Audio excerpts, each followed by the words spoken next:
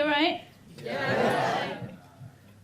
I've just come from reading my kids a bedtime story. I've got a 4-year-old and a 1-year-old, and I thought I'd share the story with you. After that, I might say some jokes. That's not my bunny. Its paws are too rough. That's not my bunny. Its tail is too woolly. That's not my bunny. Its eyes are too shiny. I'm glad you're enjoying this. This is going better than I thought. Maybe I'll not do the jokes. That's not my bunny. His nose is too wrinkled.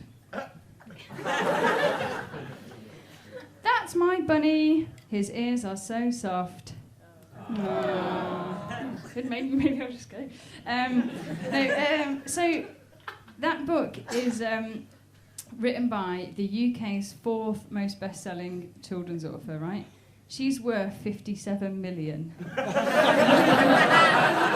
crazy is that?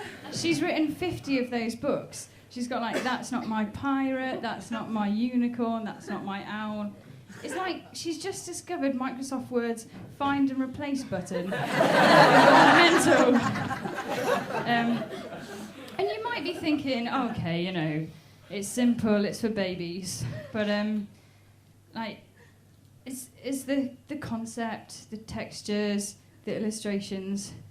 She's not the illustrator. A different woman, Rachel Wells, is the illustrator. How annoyed must she be coming into work each day? How annoyed must she be that she didn't think of the words? Can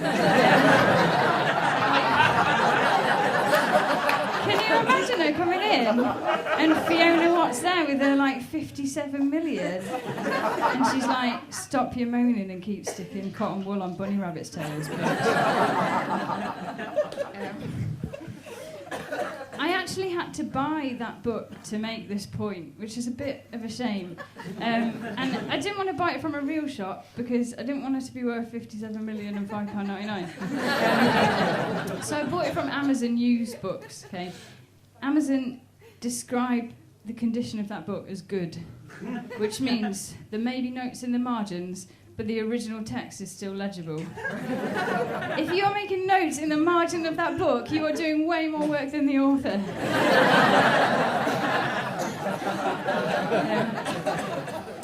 My older child, he likes Julia Donaldson. Does anyone know her? She's most famous for The Gruffalo, but she's wrote loads of stuff. She's got some nice stories, but she is a racist against Northerners. She writes rhymes that only work in the southern accent, okay? So she'll try and rhyme scarf with giraffe and can't with plant. And I always get to a dilemma when I get to that bit of the book. Should I stay true to myself and my own accent, or should I change just to make it rhyme? And I know she's doing that on purpose, just to mess with my head. I imagine she's down there and she's just like a massive Tory. She's like, those Northerners are not worthy of my literature. They do not contribute enough to the economy to deserve the gift of rhyme. I'm not actually a big fan of books. I'm dyslexic. I didn't find out till later in life, though. So all my life I've been failing spelling tests, and then I finally got to this test where it was at uni where if I failed, I got given money and a laptop. Yes, this is my kind of spelling test. Okay. So I did the test, and they said to me, "Hannah, on a scale from A to F of how dyslexic you are, you're an E." I was like, A, B, C, D, E, F, E. Oh, right, so that's quite bad. Why is your scale in letters? Is it just to soften the blow for the Fs? I got the money. I got £200 a year to spend on books.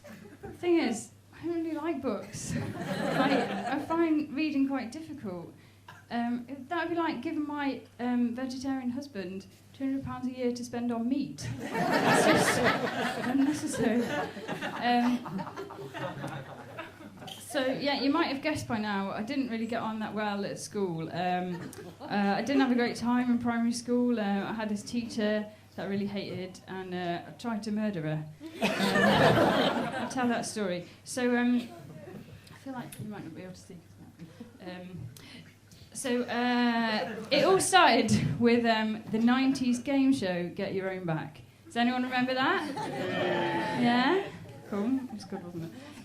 So if you don't know what it was like a gunge show. So a kid would come on at the beginning and they'd say something like, "Hi, I'm here with my uncle who wears really embarrassing jumpers." And then basically at the end the uncle would get gunged. They never had kids with real problems.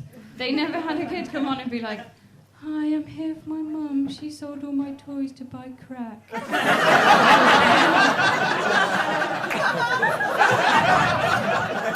But those kids are exactly the kind of kids who should have been on that show. Like, think how much money the NHS would save long term if every child was allowed to gunge an adult of their choosing. Like, we could do away with like counselling and adult therapy because you've dealt with your problem there and then. So I had this teacher I hated. What she used to do, she used to read out our work like exactly how we'd written it, just to sort of prove a point. Okay. So I asked her, "Will you go on Get Your Own Back with me?" And she said no. Now, I didn't realise you could say no, because that ruins the whole premise of the show, doesn't it? Like, it's not revenge if the person is consenting, is it? Like, that's not how revenge works.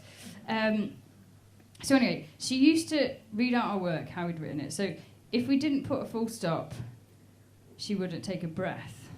And I was like, you're not so clever. I wrote a long, long story of no punctuation in whatsoever in the hope that she would die reading it.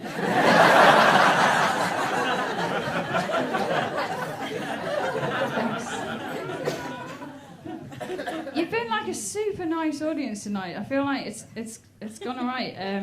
I've definitely done worse gigs. Like the time that I did this gig and everyone left thinking that I was a massive racist. I'll just tell that story.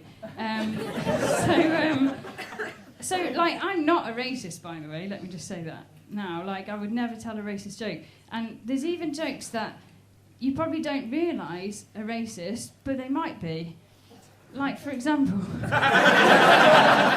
not. Have you heard this joke? Why did the baker have brown hands? Have you heard of it? Yeah. Someone's heard of it. Who said? Because he needed a poo. To get it like baker, like needed. But I think,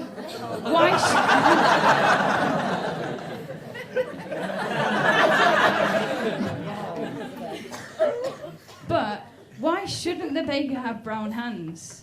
Why are you assuming that he doesn't have brown hands? Like, you don't have to be white to be a baker, do you? So that joke is a racist joke. And I've been thinking about that joke for a while, right? And then I did this gig. It was in, like, a church fete. That is the level of comedian I am. So it was in this, like, marquee. There were loads of people there, and just for reference, it was actually quite multicultural. Did my set, it went fine. Then the compere came up. Like, bear in mind, he's not like a real compere. He's just like a guy from a church. And he said, as all good compares say, I don't really know any jokes. But then he goes, but I know one. Why did the baker have brown hands? And I was like, this is my chance to stand up against racism and also be hilarious. So I just shouted out, because he was Asian!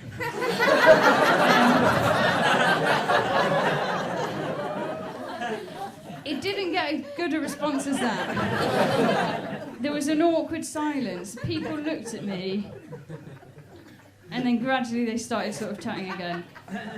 And it slowly dawned on me, he hadn't said the joke quite like that. He hadn't said, "Why did the baker have brown hands?" He told a slightly different version of that joke. He said, "Why did the baker have dirty hands?" Because he was Asian! Thanks a lot, I've been Hannah James.